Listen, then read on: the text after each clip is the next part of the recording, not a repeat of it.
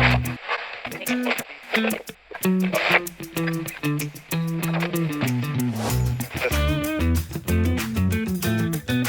Rádio Otorrino. E aí, precisamos tirar as amígdalas ou não? Esse é o episódio de hoje no arroba Rádio Otorrino da Sogod, que é a Associação Gaúcha dos Otorrinos, que representa os otorrinos e que promove essas ações como a gente está fazendo hoje para levar conhecimento sério, com credibilidade e basicamente respaldado em evidências científicas. Meu nome é João Lavinsky, eu sou presidente da Associação Gaúcha Otorrino, estou aqui com o Dr. Rodrigo Beilke e a doutora Bárbara Bianchi e Olá. tenho a felicidade hoje de trazer uma grande querida otorrino, uma amiga e uma excelente otorrino, nossa ex-presidente da Sogod, inclusive, doutora Ingrid Santana, para a gente falar, né, Ingrid, sobre amígdalas. E aí, precisa tirar a amígdala, não precisa tirar? Seja muito bem-vinda. Muito obrigada, agradeço demais o convite, estou muito feliz de estar aqui. A Associação Gaúcha de Otorrino é uma parte importante da minha vida, tem um coração, assim, um lugarzinho especial, e estar entre amigos, melhor ainda, né? E muito honrada pelo convite, né? E de vindo de Santa Cruz, Veio de Santa especialmente Cruz para para gravar cá. com a gente. Bom, maravilha.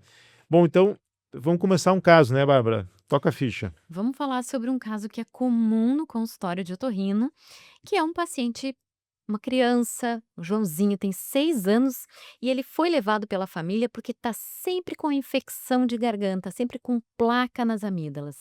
Ele já precisou tomar muitos antibióticos e quando ele está com a infecção, ele acaba roncando à noite, dorme mal, tem o sono agitado. A mãe contou que ele até acorda cansado e tem uma dificuldade de se concentrar na escola. Olha quanta coisa está acontecendo na vida do João. O pediatra até suspeitou que pudesse ser as amígdalas grandes e encaminhou para o otorrino para ver se é necessário ou não retirar essas amígdalas. Podemos começar então com uma pergunta para nossa amiga Ingrid. O que exatamente são as amígdalas e qual é o papel dela no nosso organismo? E- Delas. É isso. Então, essa é uma pergunta recorrente no consultório, dentro das famílias da preocupação, né? Então, as amígdalas fazem parte de um tecido linfóide que tem em toda a nossa região, na parte posterior do nariz. As amígdalas, elas existem essas que todo mundo enxerga, né, no fundo da garganta, existe um pouquinho mais abaixo, na base da língua, e assim, pequenos pontos linfóides também, né, que são esse tecido de produção que nos ajuda no combate de várias infecções, né. E sempre tem que ser analisado, né, o que estão o papel dessa amígdala na vida dessa criança. E Ingrid, fala um pouco para nós, assim, quando que as amígdalas são um problema, tá? Em que situações que ela representam um problema para criança, para adultos, né? Quando que elas são condições que merecem alguma coisa para ser feita? Então, eu sempre abordo que é o seguinte, uma coisa são infecções de repetição, pelo uso de antibiótico, pela infecção muitas vezes que pode ir para outros locais do organismo, como articulações, pericárdio, rim. Então ela pode ir para outros lugares entrando ali pelas amígdalas. Então, infecções de repetição. Mas como é que são essas infecções? Eu tenho que ter certeza que elas são bacterianas, porque muitas vezes só ter a plaquinha branca na amígdala não quer dizer que ela seja bacteriana e que ela precise então de antibiótico e esse antibiótico então com todas as repercussões, né, de muitas infecções. Até com placa pode ser viral, né, Ingrid? Até com placa pode ser viral. Então, a importância de ser bem analisado. Então, quando o paciente diz para mim: "Ah, me dói as amígdalas, né, ou eu tenho amidalite", mas como é que é? Passa com anti-inflamatório, não passa? Precisa do antibiótico? Foi visto por um profissional? Que antibiótico foi necessário?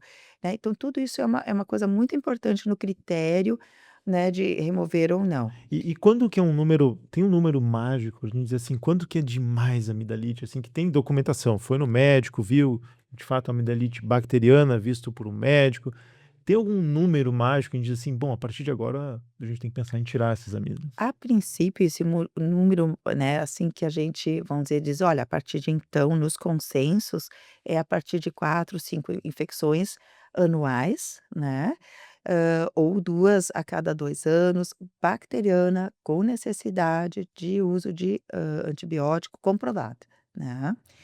E esse uso do antibiótico ainda existe um critério de fazer uma coleta do material para ver se realmente é uma bactéria que possa causar repercussão no organismo, né. Então isso tudo é importante, é avaliação e ir num otorrino, né, para fazer essa avaliação de fato, em associação, no caso do pediatra, se é uma criança ou um adulto, né, para ver uma recomendação, precisa. Porque às vezes a bactéria está colonizando ali a amígdala, né, então a remoção é muito porque, bom, tem realmente episódios recorrentes, é bacteriano, e aí a indicação de fazer um tratamento acaba sendo levado em consideração, né. Muitas vezes eu até peço para o paciente: "Olha, vamos fazer tal", e oriento várias medidas, vejo se ele não é um respirador bucal, se tem algum outro fator, o ambiente de trabalho, se é um adulto, enfim. E digo: "A próxima infecção eu quero ver, me vem aqui no consultório que eu quero ver como é que é essa tua amidalite", né. E a gente também recebe muitas vezes pacientes de outros municípios, que já vêm com um número até maior de infecções, um pediatra que a gente conhece bem ou coisa assim, então talvez, né, não precise nem esperar a próxima amidalite, mas na dúvida é um critério importante. E falando um pouquinho mais sobre as crianças, né? Quais são os principais sinais que os pais precisam observar ou que os pediatras precisam ficar atentos de que essa criança pode precisar de uma cirurgia de amígdalas? Olha, o critério mais importante é o tamanho, a apneia do sono. Essa é uma indicação, assim, primordial. Então não precisa ter infecção, mas a criança dorme com a boca aberta, ronca, há uma deformidade, uma adaptação na boca, fica com os dentinhos para cima, o lábio superior arrebitado, né, um olhar de cansado, né, uma certa irritabilidade, um cansaço. Então a gente, nota que aquela criança não está bem. A criança entra no consultório, eu digo: "Ela não respira bem, ou por hipertrofia de adenoides ou amígdalas". Tu já vê aquela face que não desenvolveu bem, não criou a bochechinha, aquela boca sempre abertinha para respirar, é um alerta, né? É um alerta, né. E muitas vezes a gente recebe o paciente do dentista também, já uma paciente maiorzinho, 6, 7 aninhos, que como não tinha infecções, a família acaba se acostumando com essa respiração oral. Ah, ele dorme, ele ronca, o vô também ronca ou coisa assim, né, e não está se queixando de dor e é subestimado. Então o desenvolvimento crâniofacial é muito importante nessa fase da vida, e aí a hipertrofia de amígdalas pode atrapalhar todo esse desenvolvimento. A gente tem um episódio que a gente fala um pouco de ronco, né, apneia, e se no adulto ronco e apneia é uma coisa grave que precisa ser tratado, na criança muito mais, né, Ingrid? Assim, não se tolera uma criança roncar e muito menos ter parada respiratória, né? Algo intolerável, e que precisa uma atenção especial, né? Com certeza, né, principalmente quando as mães presenciam ou pais, né, presenciam as paradas respiratórias, né, que é essa apneia, né, então ele vai roncando, daqui a pouco para, né, de respirar. A longo prazo prejudica o desenvolvimento Muito. dessa criança. Baixa oxigenação e, como o Joel bem disse, até no adulto, até 5 apneias por hora é considerado ok, não é bom, mas, né, na criança não. Na criança nenhuma apneia por hora é aconselhável. Vamos aumentar um pouquinho essa discussão. Quando criança, tua paciente está no teu consultório hoje, teve muitas amidalites. Como ela se sente maiorzinha, ela consultou com um clínico, porque ela fez uma amidalite importante, mas ela não tem amígdalas grande. E o clínico pediu um exame para ela, chamado ASLO, streptolizina O. E no retorno com o clínico, ele olhou aquele exame e falou: você vai ter que procurar logo o otorrino, porque vai ter que tirar as amígdalas. Então, essa paciente, essa adolescente, chegou no teu consultório com a mãe muito preocupada, com aquele exame positivo lá de 1000.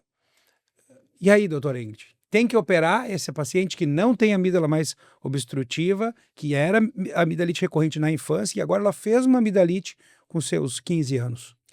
Então, o ASLO, anos atrás, era um critério até, era, né, usado, enfim.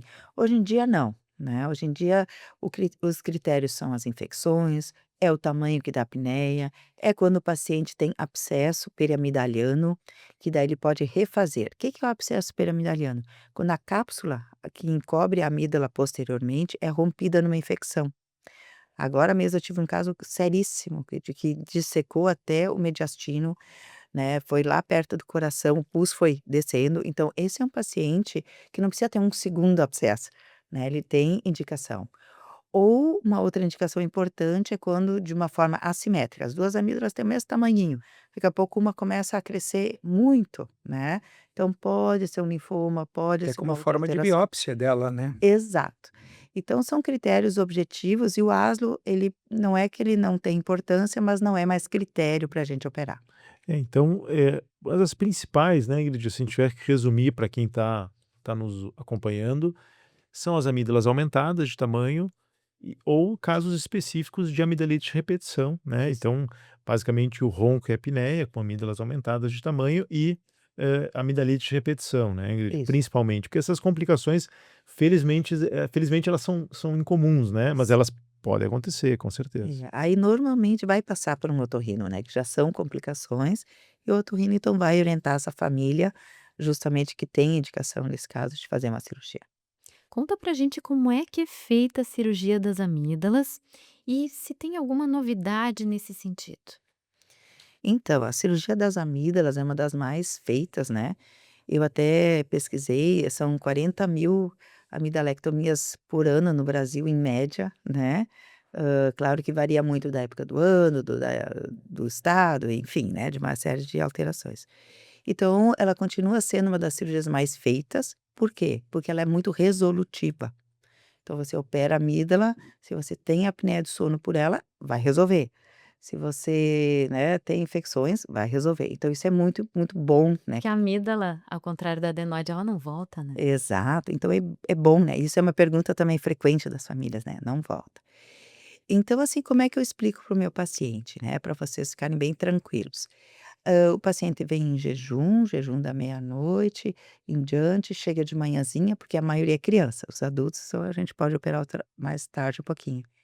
Vem acompanhado da mãe, faz a indução anestésica, né, e aí a gente vai remover esse tecido, então, amidaliano, né, com essa cápsula que falamos antes. Então existe a cirurgia tradicional, existe a radiofrequência, existe a radiofrequência que trabalha junto com, plasma, né, que também vai, destruindo aquele tecido, vai rompendo aquele tecido e tecnicamente tem um pouco menos de dor. Então a opção, se a gente vai fazer com bisturi normal, com os pontinhos que caem sozinhos depois, se a gente vai cauterizar, se a gente vai usar a radiofrequência, é um critério da família com o médico. Existem várias técnicas, né, e conforme o caso, vai ser discutido com a família essas vantagens, né, dessas técnicas, umas com menos dor, com pós-operatório um pouco mais facilitado, né, para ser uma coisa bacana. Falando de pós-operatório, então quais são os principais cuidados no pós-operatório de uma amidalectomia? O que que se espera que vai acontecer, assim? O que que a gente pode, né, Rodrigo, já explicar para a família, ó, vai acontecer isso, você vai sair da anestesia, vai para a sala de recuperação, você vai sentir isso e aquilo. Então, terminada a cirurgia, vai para a sala de recuperação. É natural ter dor. Mesmo que a gente deixa vários analgésicos, medicações para não doer, não inchar, é natural porque é um lugar de atrito, quando a gente deglute a saliva, quando a gente, né?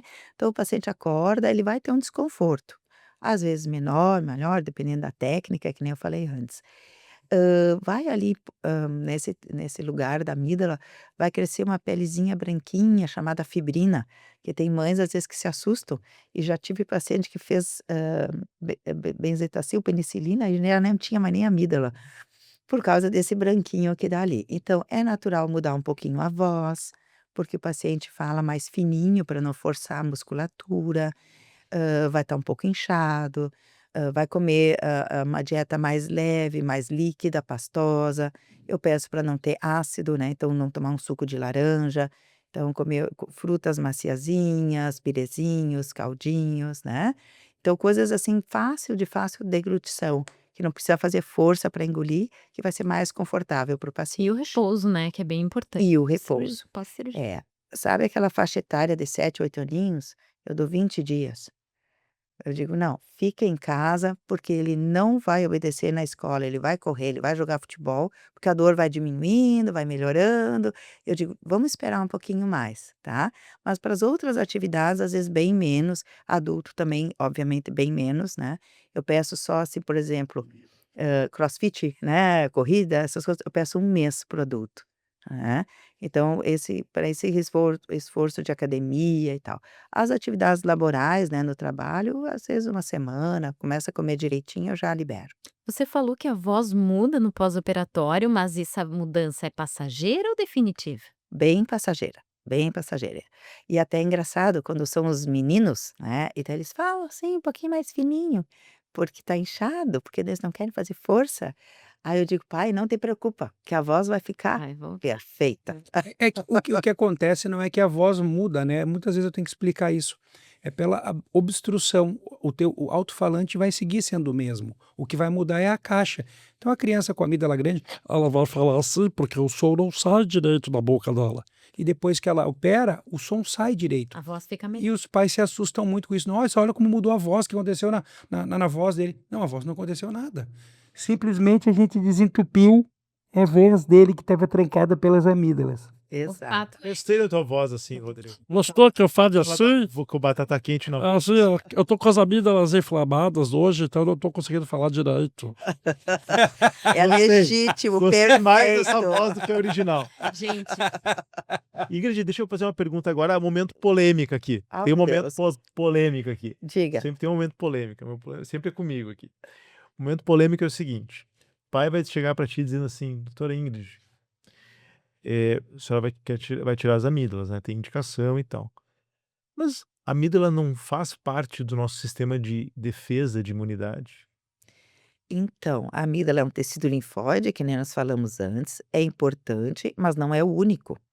Então, no corpo, nós temos outros locais que produzem, que protegem, e tem várias coortes. Coortes são aqueles estudos a longo prazo, mostrando que o paciente que fez a amidalectomia não vai ter mais gripe, não vai ter mais pneumonia, não vai ter mais infecções. A amígdala não é uma deusa protetora, que tipo um guarda-chuva, que nada acontece.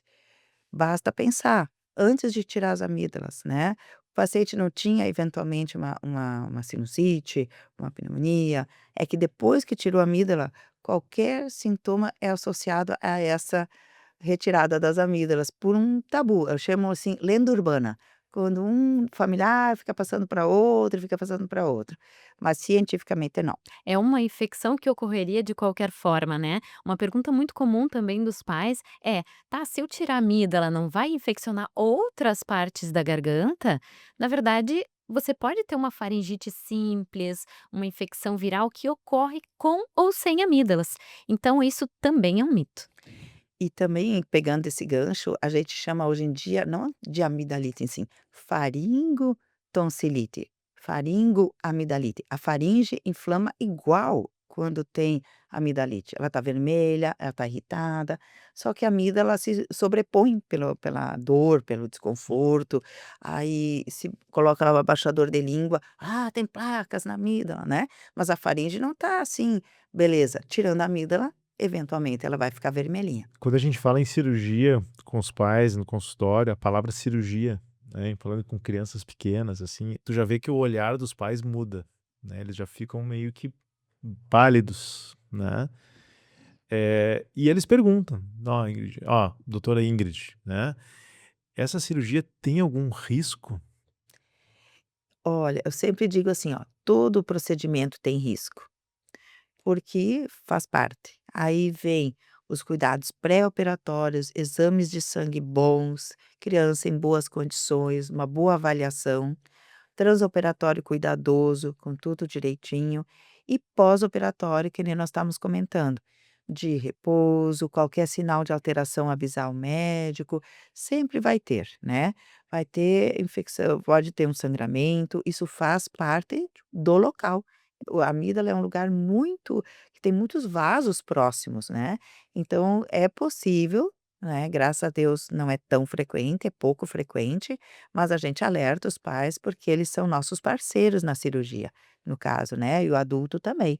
Então tem que estar de acordo, cumprir as orientações e qualquer alteração entrar em contato com a gente. Fazendo tudo certo, o risco de sangramento pós-operatório reduz muito, né? Muito. Uhum. E se ele acontecer, né, que é um risco muito baixo, mas se acontecer, a gente eventualmente precisa levar a criança de volta para fazer uma cauterização, ali fazer um controle local e fica tudo bem, né? Então, o vigiar a questão, a Bárbara falou do sangramento, que é uma coisa que pode acontecer, a gente fica vigilante, o médico está junto, está acompanhando, está perto, e se acontecer, né, numa eventualidade, se volta lá e resolve e está tudo certo. Exatamente.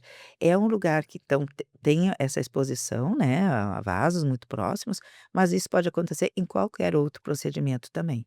Por isso a importância da orientação, dos cuidados, né, de em casa, né, a gente realmente cumprir aquilo que foi combinado. Basta estar vivo para sangrar.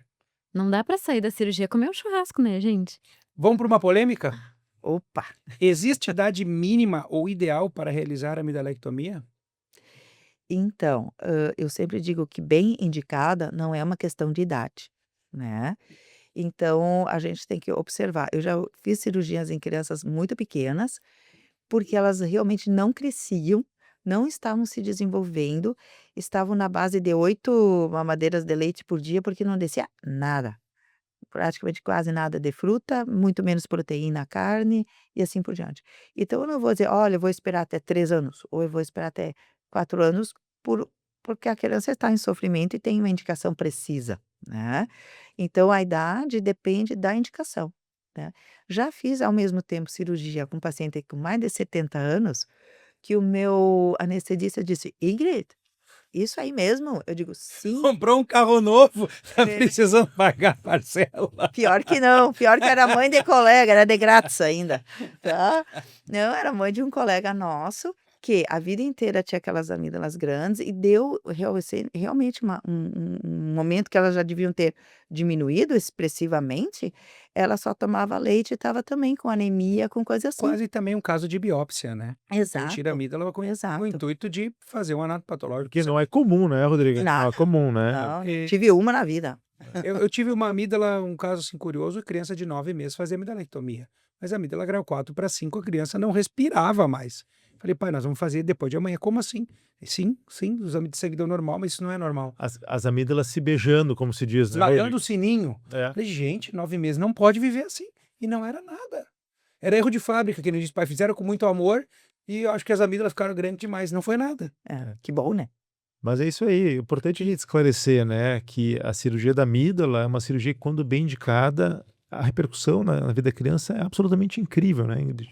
Os pais me agradecem. Eu digo, não tem família arrependida, porque eles ficam felizes, eles veem que a criança dorme que nem um anjinho, eles: "Ingrid, eu fui ver se estava respirando, botei até a mãozinha assim, que não fazia um barulhinho, né, já estava assim com a boca quase totalmente fechada, no Até pós-operatório". eles ficam nervosos, porque eles estão acostumados com aquela ronqueira de noite e ficam assustados que o quarto está silencioso, né? Exatamente. E isso Tu nunca chama escutou a atenção. frase, fui lá ver ele dormindo porque eu achei que ele tinha morrido. Nunca escutou no pós-operatório? Sim, Ele se acostuma com a ronqueira, né, Rodrigo? é verdade. Bom, a gente tem, Ingrid, agora um quadro que são um quadro mitos e verdades, tá? Uau, E, na verdade, aqui não pode falar depende e tal. Se sério? é mito ou verdade. Ué. Tem que ser, ó, É bate no e bate pronto, não pronto. precisa dar tá? explicação. Tira que roupa assim. Exatamente, Ingrid, exatamente. Bárbara, é contigo. Vamos lá, doutora Ingrid. Mito ou verdade? Tirar as amígdalas enfraquece o sistema imunológico? Mito. Toda criança que ronca precisa tirar as amígdalas? Depende. Não. É mito. Às vezes é a mito. verdade, né? Exato, Corneto? exato. Adultos também podem precisar tirar as amígdalas? Sim, verdade. Depois da cirurgia, o risco de infecção da garganta acaba totalmente? Não, depende da faringe. A recuperação é mais difícil em adultos do que nas crianças? Normalmente sim. A criança pode voltar a ter amígdalas depois da cirurgia? Não, apesar de nós termos as amígdalas linguais, mas não. Amígdalas grandes podem causar um problema na fala das crianças? Sim, muito, Amígdalas aumentadas podem causar ronco e apneia no sono? muito. Toda dor de garganta é causada pelas amígdalas? Não. Muito bem, Vamos regravar. muito bem. Vou fazer de novo? Eu tenho que fazer um corte de 1 minuto para o YouTube e aí a gente precisa regravar só mito ou verdade, sem... Tá, então me dá aí, Deixa eu porque dar para ela aqui. Pegou mesmo. porque eu tô no Já queima-roupa tá, de verdade. a resposta já está embaixo. Tá, eu A gente só vai falo, regravar, tá? Deixa eu lá. Agora aquele... eu só falo mito, né? Eu só falo Mito mito, ou né? verdade? Mito ou Tá. verdade? Eu só falo mito e tá. Isso. Pronto. Yes. Mas não pode ler. Ingrid. Podemos, Arthur? Agora está terminando, ele está gozadinho no final da manhã. Ele começou tenso, no segundo Pode tá melhor. falar. Agora tá se rindo todo, tá vendo? Vai tomar um gole do negócio. Molhou a palavra. Tem uma vodkazinha aqui. Tá, vamos lá. Doutora Ingrid, mito ou verdade? Tirar as amígdalas enfraquece o sistema imunológico? Mito, Toda criança que ronca precisa tirar as amígdalas? mito, Adultos também podem precisar tirar amígdalas? verdade, Depois da cirurgia, o risco de infecção da garganta acaba totalmente? mito, A recuperação da cirurgia é mais difícil nos adultos do que nas crianças? verdade, A criança pode voltar a ter amígdalas depois da cirurgia? mito, Amígdalas grandes podem causar problemas na fala das crianças? verdade, Amígdalas aumentadas podem causar ronco e apneia do sono? verdade, Toda dor de garganta é uma amidalite? mito.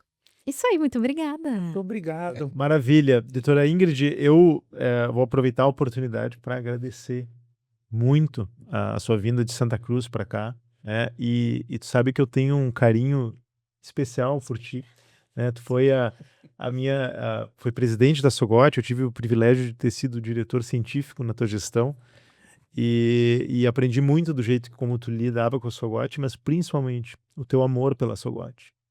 E esse amor pela Sogot me contaminou e eu me inspiro no teu jeito de lidar e no teu carinho com a Sogot. Então, te agradeço pela vinda e pela oportunidade de poder ter trabalhado contigo na tua gestão. Aí eu vou fazer uma salva de palmas aqui para os dois, então, pelas palavras. Viva os presidentes! É uma honra estar aqui, é uma alegria, né? A Sogot é uma grande família e isso é muito bom, porque nós nos apoiamos mutuamente e isso é fantástico. E foi um diretor científico, não podia ser melhor, né? Muito dedicado, certo? E eu acho que é isso, a Sogot sempre à frente, sempre inovando, sempre chegando mais próximo das pessoas e dos colegas. É isso que importa. Temos um agradecimento, uma lembrança da Sogot para ti, Ingrid, que pegou a estrada, veio de longe hoje, Então, na chuva. Olha o prestígio que a gente tem. Não tá fácil a estrada. show, show, show, show, show, show. Muito obrigada. É isso aí, pessoal. Então, pessoal, queria agradecer, né, a Ingrid de novo e peço que todos sigam a Rádio Otorrino no Spotify, no YouTube e mandem esse episódio para a mãe do coleguinha que vai precisar fazer uma cirurgia de amígdala. Encaminhe esse episódio para quem tem filhos que estão com algum problema e sigam a gente. E tu não te esquece aí, hein? Saúde não é brinquedo. Até o próximo programa. Até a próxima. Tchau, tchau. Tchau. Muito bom.